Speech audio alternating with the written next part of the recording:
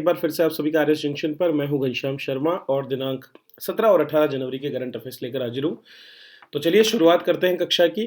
दोस्तों, वर्ष 2020 का जो करंट अफेयर्स का संपूर्ण अंक है वो अवेलेबल है आपके आरएस जंक्शन एप्लीकेशन पर, तो आप उसका लाभ उठा सकते हैं। तो आज ही जो है उस एप्लीकेशन को डाउनलोड करें और इस बुक को जो है अपनी परीक्षाओं की तैयारी के लिए आप उपयोग कर सकते हैं। चलिए तो शुरुआत करते हैं। राज्य सरकार द्वारा हाल ही में न्यूनतम कितनी दर पर सौर ऊर्जा की खरीद की गई है?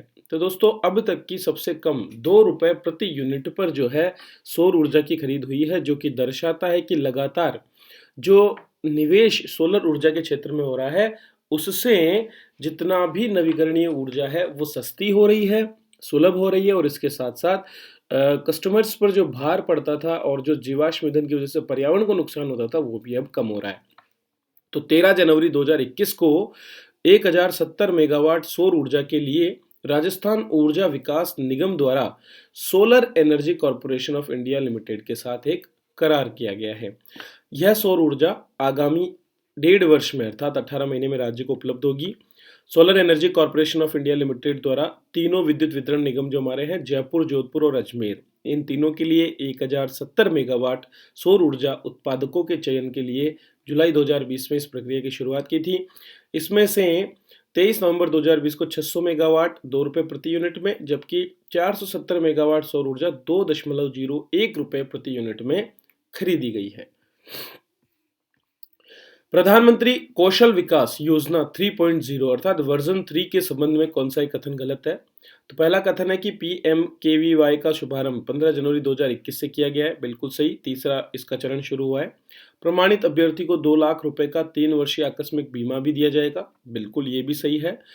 पीएमकेवीवाई 3.0 योजना का लक्ष्य वित्त वर्ष 2020-21 में 15 लाख से अधिक उम्मीदवारों को लाभान्वित करना, ये गलत है दोस्तों। ठीक है, तो सी गलत है। तो चलिए इस पर थोड़ा सा बात कर लेते हैं। हाल ही में दोस्तों जो प्रधानमंत्री कौशल विकास योजना है उसके तीसरे चरण को शुरू किया गया, ताकि हमारे स्किल इंडिया मिशन के अंतर्गत और अधिक जो युवा हैं उनको लाभान्वित किया जा सके, उनको जो है स्किल का ट्रेनिंग दिया जा सके।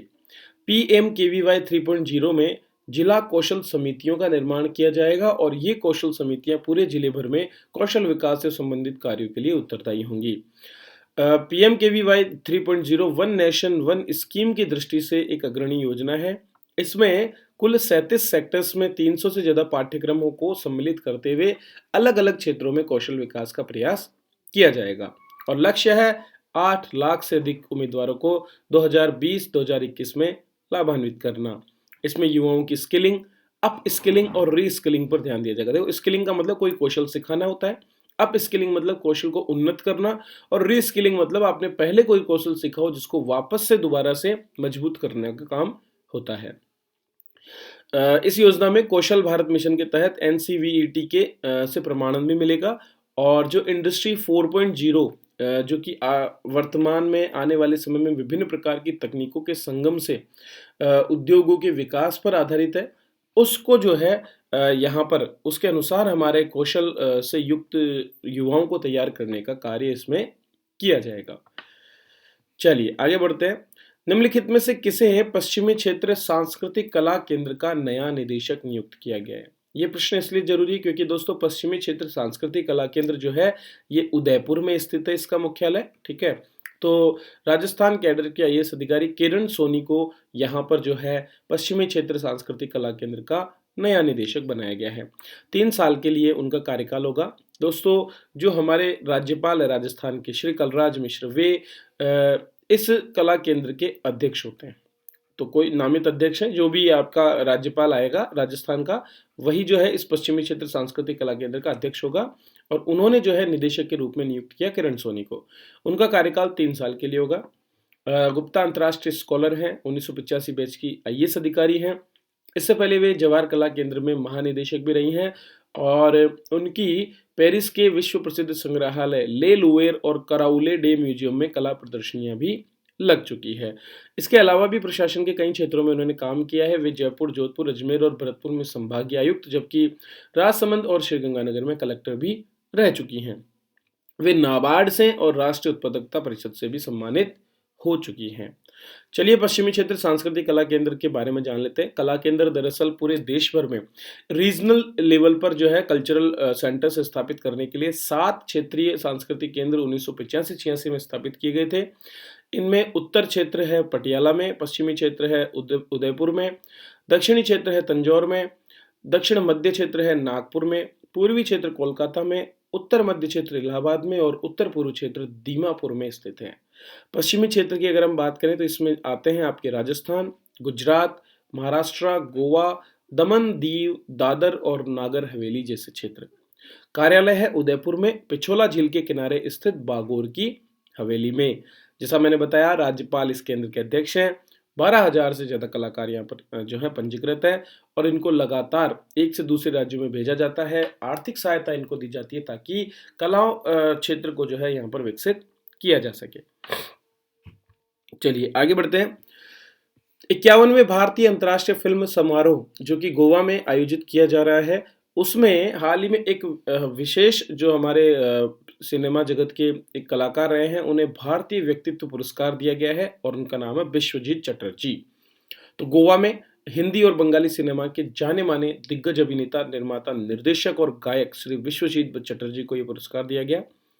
उनको फिल्म 20 साल बाद में कुमार विजय सिंह, कोहरा में राजा अमित कुमार सिंह, अप्रैल फूल में अशोक, मेरे सनम में रमेश, नाइट इन लंदन में जीवन, दो कलिया में शेखर और फिल्म किस्मत में विक्की जैसे किरदारों के लिए जाना जाता है। बहुत सी महिला जो कलाकार हैं, अभिनेत्रियां हैं, उनके साथ उन्होंने काम किया, जिसमें आशा पारेख, वहीदा रहमान, मुमताज, माला सिन्हा और राजश्री का नाम उल्लेखनीय है।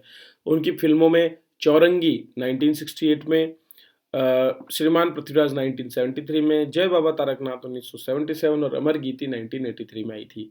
तो दोस्तों पुराने अभिनेता हैं लेकिन अपने जमाने के सुपरस्टार रहे हैं और इन्होंने न केवल अभिनय और निर्देशन किया बल्कि इसके अलावा गायन और निर्माण का काम भी किया है। चलिए हमारा अगला प्रश्न देखते हैं। हाल ही में दोस्तों एक अभियान की शुरुआत की गई है जिसका नाम है सक्षम अभियान। सक्षम अभियान जो है ये आपका ऊर्जा संरक्षण के लिए, ठीक है, इसको शुरू किया गया है और पीसीआरए के अधीन इसको शुरू किया गया है। तो पीसीआरए क्या है? जो आपका पेट्रोलियम संरक्षण अनुसंधान एसोसिएशन है, उसके अधीन ये ऊर्जा संरक्षण कार्यक्रम शुरू किया गया है। तो हमारे जितने भी जीवाश्म ईंधन है, ठीक है, पेट्रोल हो चाहे डीजल हो चाहे प्राकृतिक गैस हो, इनके उपभोक्ताओं के बीच जागरूकता सृजित करने के उद्देश्य से और कार्बन फुटप्रिंट जो है उसको कम करने के लिए पेट्रोलियम संरक्षण अनुसंधान एसोसिएशन जो है, ठीक है, उसके द्वारा संरक्षण क्षमता महोत्सव अर्थात सक्षम अभियान जो कि पूरे महीने भर चलेगा, उसे लॉन्च किया गया है। सक्षम का उद्देश्य है उपभोक्ताओं को स्वच्छ ईंधनों की तरफ प्रेरित करना और जीवाश्म ईंधन का बुद्धिमानी से उपयोग करने के लिए समझाना। सीधी सीधी बात है, हमारे पास में संसाधन कम होते जा रहे हैं और ऐसे में सूझबूझ के साथ में हम संतुलित अगर उनका प्रयोग करते हैं, सस्टेनेबल उपयोग करते हैं। सस्टेनेबल दो चीज़ों को ध्यान करता है, एक तो जो हमारे पास उपस्थित है उसका कम से कम दुरुपयोग करें और दूसरा आने वाली पीढ़ियों के लिए उन्हें बचा कर भी रखें। तो ये दोनों काम हमें करने पड़ेंगे। 7 वाहक इसमें उपयोग किए जाएंगे, जैसे कि गैस आधारित अर्थव्यवस्था, जीवाश्म ईंधनों का स्वच्छ उपयोग करना, जैव ईंधनों को प्रेरित करने के लिए घरेलू स्रोतों पर ज्यादा निर्भरता होना, निर्धारित समय सीमाओं के साथ हमारे लक्ष्य जो नवीकरणीय ऊर्जा के हैं उनको पूरा करना, गतिशीलता में कार्बन की मात्रा को कम करना, मतलब आप मोबिलिटी में जो हमारी गाड़ियां हैं उनमें बिजली के वाहनों का उपयोग बढ़ाना, हाइड्रोजन जैसे नए ईंधनों का अधिक उपयोग करना और डिजिटल नवोन्मेषण सभी प्रकार की प्रणालियों में, ताकि छीजत जो है उसको रोका जा सके। ये सारे काम इसमें सम्मिलित हैं। तो यह है दोस्तों आज की कक्षा जिसमें हमने कुछ महत्वपूर्ण प्रश्नों पर चर्चा की है। उम्मीद है आपको ये पसंद आया होगा। इसके बारे में आप अपने लाइक करके और शेयर करके बता सकते हैं। इसके अलावा आप हमारे साथ बने रह सकते हैं और फ़ायदा उठा सकते हैं हमारे कोर्सेज का जो अवेलेबल है RS जंक्शन ऐप पर। तो आज ही डाउनलोड करें और अपनी तैयारी को आगे बढ़ाएं। चलिए इसी के साथ मैं आपसे विदा लेता हूँ। वीडियो देखने के लिए आप सभी का बहुत बहुत धन्यवाद।